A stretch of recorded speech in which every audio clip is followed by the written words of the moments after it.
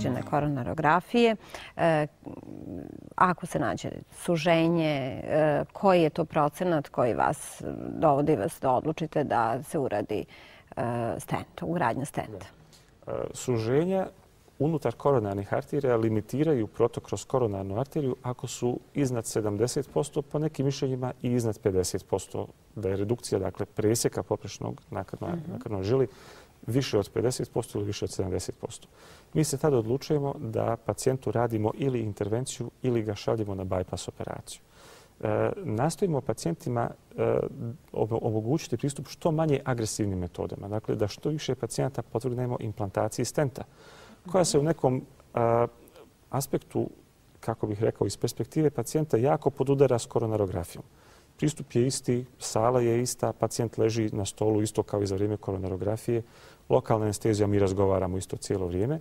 I imamo mogućnost da uvedemo specijalni instrumentarij kroz te katetere u srce i u koronarne arterije i da suženja na koronarnim arterijama koja se eventualno mogu naći iznutra raširimo i da ugradimo specijalne mrežice, zapravo perforirane cjevčice. Ovdje vidimo jedno suženje, recimo. Možemo dalje ići. To je ta cjevčica koja je perforirana, koja izgleda kao mrežasta cjevčica. Ona je veličine i oblika sličnog opruzi iz hemijske olovke, mi je zovemo stent. U Hrvatskoj se zove potpornica, što je ovako dosta intuitivan naziv. Uloga stenta jeste da osim toga što raširi koronarnu arteriju na mjestu gdje je ona sužena, kao što vidimo da je ovdje bila sužena pa je sad normalne širine, stent služi i kao potpora da se ne bi javilo novo suženje. Slično kao što imamo one betonske lukove u tunelima koji ne daju da se brdo uruši, tako stent plasiran u koronarnu arteriju obezbeđuje arteriji određenu čvrstinu, tako da omogući normalan protok kroz arteriju.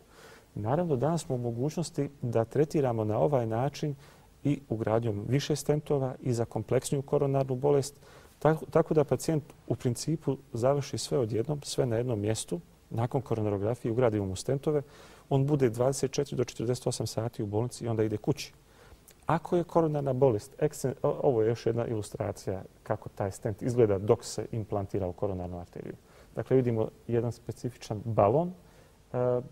Ovdje je veličina, to je ona veličina o kojoj ste vi pričali kao hemijska. To su male strukture, one su genijalno dizajnirane, ali su vrlo male i mogu nekome značiti razliku između života ili smrti. Ali su genijalno napravljene tako da omoguće da se vrati normalan protok kroz krvne žile i da u nekim slučajevima pacijenta vratimo u život ugradnjom tih stentova. Jer ne postoji recimo opasnost od pucanja krvnog suda kad se naduva taj balon? Da, svakako. U određenim slučajevima svakako postoji. Dakle, mi imamo stentove tačno određene veličine. Određujemo stentove veličinom u dijametru i u dužini. I moramo nakon urađene koronarografije vrlo precizno procijeniti koliki stent treba za tu arteriju. Kao što imamo svi različito veliko stopalo, tako i koronarne arterije mogu biti različito široke, a i suženje na koronarnoj arteriji može biti različite dužine. Mi, kada mjerimo dužinu stenta, govorimo u milimetrima, a kada mjerimo širinu stenta, onda govorimo o drugoj decimali iza milimetra. Dakle, moramo biti ekstremno precizni u tome i uglavnom imamo mogućnost da vrlo precizno izaberemo veličinu stenta i da ugradimo stent tačno onakav kakav treba. Imamo naravno i pomoćne metode. Evo, na ovoj ilustraciji vidimo kako taj stent izgleda ovako izbliza. Naravno, ne možemo stent širine 4 mm ugraditi u arteriju širine 2,5 mm. Ali imamo vrlo širok spektar stentova koji su nam na raspolaganju. Imamo mogućnosti za svakog pacijenta odabrati pravi. Kao i mogućnost savijanja, s obzirom da se može desiti baš na nekom ovakvom nezgodnom mjestu. Upravo ova mjesta, ove krivine na arterijama su nešto što mi zovemo locus minoris rezistencije, što je latinski izraz za mjesto od najmanjeg otpora. Drugim riječima, mjesto koje se najmanje može oduprijeti patološkom procesu. Protok krvi koji je brz kroz ovako savijene dijelove krvnih žila ili kroz dijelove na kojima se krvne žile granaju vrši, osim onih faktora rizika o kojima smo govorili ranije, i mehanički pritisak na zid krvne žile i ima mogućnost da ošteti tu finu unutrašnju oblogu krvne žile. To oštećenje rezultira naglim začepljenjem i rezultira potrebom da pacijentu ugrađujemo stent. Stentovi naravno imaju mogućnost da se savijaju i specifičan je materijal od kojeg se izrađuju. To su plemenite legure čelika, zatim legure koje zovemo nitinol, legure platine, hroma, kobalta i tako dalje, tako da mogu maksimalno da se prilagode krvnoj žili i u onim mjestima gdje se krvne žile savijaju i gdje se granaju i sa velikim, malim dijametrima i dužinama i tako dalje. Šta posle ugradnje stenta? Da li bi recimo pacijent morao da vodi računa o nekim stvarima, koliko često da dolazi na kontrole, ima li neke komplikacije koje se naknadno mogu javiti? Da. Nakon ugradnje stenta pacijenta pozivamo na kontrolu nakon mjesec dana. Pacijent mora uzimati specifičnu takozvanu dvojnu antitrombocitnu terapiju jer je stent kao strano tijelo sad u unutrašnjosti krvne žile ostavljen i on je izložen struji krvi. Krv se normalno zgrušava kad god je u dodiru s nečim što je strano tijelo i mi moramo djelovati na krv lijekovima da bismo spriječili njeno zgrušavanje unutar stenta. Tako da je pacijent obavezan da uzima neke lijekove i mi mu odredimo vrijeme za koje je obavezan te lijekove uzimati. Na prvoj kontroli nakon mjesec dana pacijent će nam raportirati kako se osjeća i u tih prvih mjesec dana on postepeno treba da se aktivira, da se vrati u svoje normalne aktivnosti bez nekog teškog fizičkog napora, ali sa blagim da umirenim aktivnostima i da se već i mnogo prije tih mjesec dana, ukoliko se radi o nekompliciranoj proceduri, da se vrati na posao. Upravo je u tome prednost intervencija što pacijenta vrlo brzo vraćamo na posao i u normalnu funkciju. Nakon prvih mjesec dana određujemo u dogovoru s pacijentom i na osnovu njegovog simptomatskog statusa način na koji će se on ponašati dalje u smislu pojačanja tjelesnih aktivnosti i sl. Druga kontrola nakon prve dolazi otprilike nakon 3 mjeseca i obično pacijentima uradimo ergometrijski test da bismo vidjeli da li se eventualno koronarna bolest javila na nekom novom mjestu ili možda se na stentu javilo suženje. Naime, stent kao strano tijelo u malog broja pacijenata može stimulirati novo suženje unutar njega samog. Današnji stentovi su tako konstruirani da je vjerovatnoća javljanja novog suženja unutar stenta, koji mi zovemo in-stent restenoza, ekstremno mala. I rijetko se to viđa, ali postoji mala mogućnost. Kad govorimo o procentima, to su jednocifreni procenti, znači 5-7%. Ali ukoliko se jave, takvi pacijenti obično dobiju bol anginozni sličan onom koji su imali prije procedure i vrlo jednostavan način da to riješimo. Pacijenta uputimo na kontrolnu koronarografiju, ako nađemo suženje, stavimo drugi stent unutar onog prvog, kao čaše u čašu, one za piknik koje se stavljaju.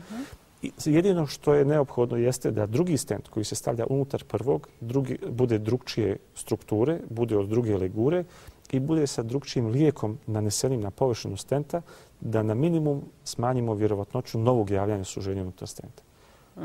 Ima tu i interesantnih anegdota. Recimo, znam da je jedan profesor u Italiji jednoj pacijentici koja je uporno odbijala da ide na bypass operaciju stavio 7 stentova jedan unutar drugog.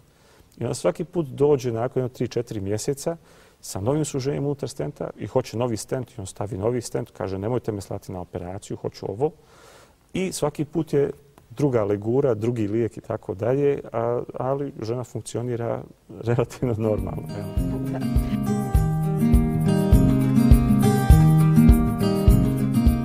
A što se tiče za te lijekovima koji se piju u prvim danima, koji utiču na zgrušavanje krvi, šta se posle dešava s tim lijekovima? Se oni trajno piju ili? U najvećem broju slučajeva ne. Ukoliko se ugradi klasični stent koji je od neke od legura plemenitog čelika koje sam pomenuo, platina, hrom, kobalt, hrom i tako dalje, takvi stentovi se oblože našim tkivom za nekih 4 do 5 mjeseci. I mi pacijentima preporučujemo I mi pacijentima preporučujemo da u 6 mjeseci piju te lijekove. Ako su u pitanju specijalni stentovi koji na sebi imaju nanešen lijek, taj lijek odgađa to oblaganje stenta i prihvatanje od strane našeg organizma na nekih 12 do 15 mjeseci i tim pacijentima preporučujemo da uzimaju te lijekove obično oko godinu do godinu i pol. U nekim specifičnim situacijama, kada stent ugradimo u takozvano glavno stablo lijeve koronarne arterije, budući da se radi o specijalnoj lokalizaciji, takvim pacijentima ja preporučujem da te lijekove uzimaju doživotno, zato što eventualno nenadano začepljenje na tom mjestu može biti zaista katastrofalno. Ali najveći broj pacijenata te lijekove pije između 6 mjeseci i godinu i pol. Poslije toga više nema potrebe. Da. Jedna gledateljka kaže ima suženje krvnih sudova 80% desne strane, lijeva strana 30%. Šta da radi? Ima predlog za operaciju, pa interesuje kolika je ta operacija složena. Mi smo evo pričali i nadamo se kroz ovu emisiju već odgovorili gospođi na ovo pitanje. to i vi se slažete operacije Ja mogu potrebne? reći ovako. Trebalo bi da vidimo sam angiografski snimak i da vidimo da li postoje tehnički uslovi da se za tu desnu koronarnu arteriju uradi implantacija stenta. Suženje koje je 30% na lijevoj strani obično nije signifikantno u toj mjeri da se pacijent mora slati na operaciju. Najbolje bi bilo da se pacijentica javi kod nas. Ukoliko je radila koronarografiju u našoj ustanovi, mi te sve snimke imamo. Ako je radila u nekoj drugoj ustanovi, da ponese CD sa snimkom, da to pregledamo, da vidimo možemo li ići na nešto manje kompleksno od operacije. Naravno, ukoliko je bolesna neka od drugih struktura, pošto je srce jako kompleksan organ, nekad obolijevaju srčani zalisci, nekad obolijeva aorta, onda se bypass radi usput sa tom drugom operacijom i tad se mora ići na operaciju. Međutim, ukoliko je samo u pitanju koronarna bolest i ta jedna stenoza na desnoj koronarnoj arteriji od 80%, ovu 30% u najvećem broju slučajeva možemo zanemariti. Najbolje bi bilo da se pacijentica javi, da pregledamo snimak i da napravimo ono što je za nju najbolje.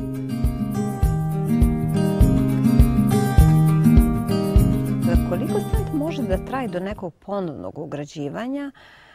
Bio je na kontroli, kaže sve u redu. Sad nismo pričali o tome koliki je vijek zapravo stenta. Stent traje doživotno. Stent kada se ugradi ostane u našim koronarnim arterijama doživotno i on se oblaže, ovisno o tipu stenta, za nekih 4 do 5 mjeseci do 12 do 18 mjeseci. Kada se taj stent u pravilu u potpunosti obloži, on je praktično dio našeg organizma i on takav ostane u organizmu. Ukoliko se javi ono suženje unutar stenta o kojem sam govorio, ono se obično javlja unutar mjesec do 6 mjeseci od ugradnje. Ako nakon 6 mjeseci nema nekih tegoba, taj pacijent može smatrati da mu je na toj arteriji, na tom mjestu problem praktično riješen. Ne možemo isključiti mogućnost pojave bolesti na nekim drugim mjestima na srcu, ali dok god se on osjeća dobro, samo neka nastavi svoje lijekove. Ako se jave tegobe koje su bile prisutne prije ugradnje stenta, potrebno je uraditi ergotest.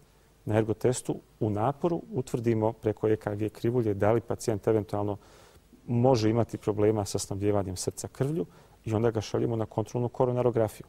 No, budući da je koronarografija sama po sebi ulazak u srce i kao takva u određenoj mjeri i rizična, mi moramo imati dobro opravdanje da pacijenta pošaljemo na koronarografiju. Dakle, ako se pacijent dobro osjeća i ako je ergotest negativan, to je dobar, takvog pacijenta ostavljamo na lijekovima i on može, imamo pacijenta koji su ugrađivali stentove prije jako puno godina i nikad više nikakvih problema nisu imali. Ali moramo zahtijevati da se uzme određeni lijekovi i da se modificira životni stil i to onda u pravilu bude dobro.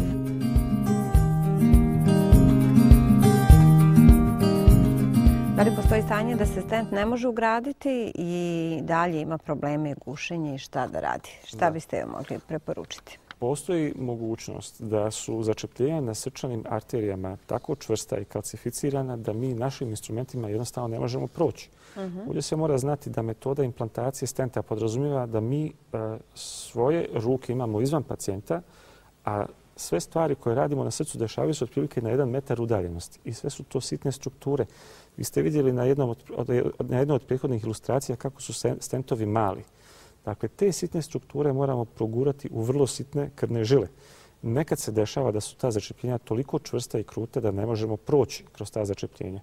Ukoliko se radi o samo jednoj koronarnoj arteriji, u ovom slučaju u pitanju je desna arterija koja, moram reći, nije najvažnija, onda takve pacijente usmjeravamo na medikamentozni tretman, odnosno na tretman lijekovima. U krajnjoj liniji, ukoliko pacijent i na to začepljenje ima ekstremno teške tegobe koje nije moguće kontrolirati lijekovima, najbolje se javi u našu ustanovu i da ponese sve svoje nalaze i da ponese, ako može, i snimak koronarografije, pa ćemo pregledati da vidimo ukoliko nema mogućnosti da se radi stent, kakve su tu mogućnosti da radimo nešto eventualno agresivnije na toj desnoj koronarnoj arteriji. U pravilu to ne budu tako jake tegobe da pacijenta moramo slati na operaciju, ali u iznimnim slučajevima neka se radi i to.